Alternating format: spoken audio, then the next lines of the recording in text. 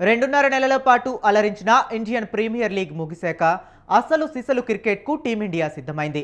ఇంగ్లాండ్తో leads మైదానం వేదికగా తొలి టెస్ట్ ఆడుతోంది. టీమిండియా దిగ్గజాలు రోహిత్ శర్మ, విరాట్ కోహ్లీ లేకుండా టీమిండియా తొలిసారిగా 5 టెస్టుల పూర్తి సిరీస్కు సిద్ధమైంది. అందుకే ఈసారి గిల్ రూపంలో టీమిండియాకు కొత్త కెప్టెన్ కూడా ఉన్నారు.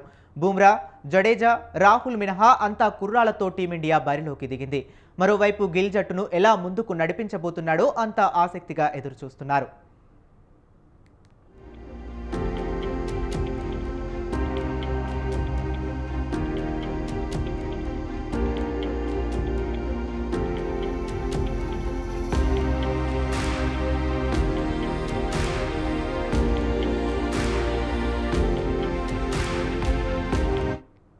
లీడ్స్లో జరుగుతున్న తొలి టెస్టుకు యశస్వి జైస్వాల్, కేఎల్ రాహుల్, సాయి సుదర్శన్, శుభమన్ గిల్, రిషబ్ పంత్, కరుణ్ నాయర్, రవీంద్ర జడేజా, షార్దుల్ ఠాకూర్, జస్ప్రీత్ బుమ్రా, మహమ్మద్ సిరాజ్లతో కూడిన తుది జట్టు బరిలోకి దిగింది.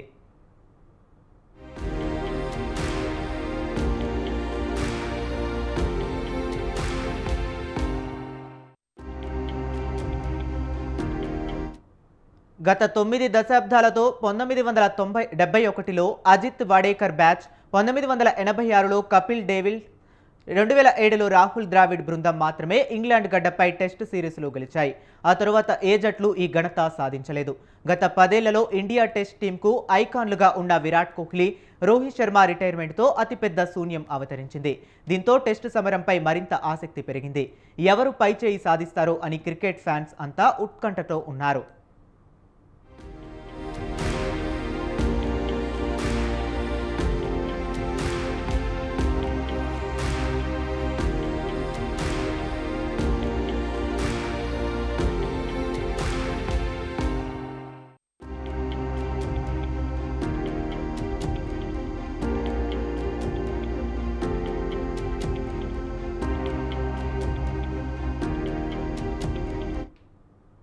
సొంత గడ్డపై ఇంగ్లాండ్ ఉత్సాహంగా బరిలోకి దిగుతుంది. విశ్వాసంతో ఉన్న ఆ జట్టు చాలా ముందే తుది జట్టును ప్రకటించింది. బ్యాటింగ్లో బలంగా ఉన్న ఇంగ్లాండ్ బర్జ్బాల్ ఆటతో భారత్ను బెంబేలెత్తించేలా చూస్తుంది. Crawley, Duckett, Pope, Root, Brook, స్టోక్స్తో ఆ జట్టు లైనప్ దౌర్భాగ్యంగా కనిపిస్తుంది. టెస్టులో 13,000కు పైగా పరుగులు చేసిన రూట్ ఈ సిరీస్లోనూ పరుగుల వరద పారించాలనే పట్టుదలతో ఉన్నాడు.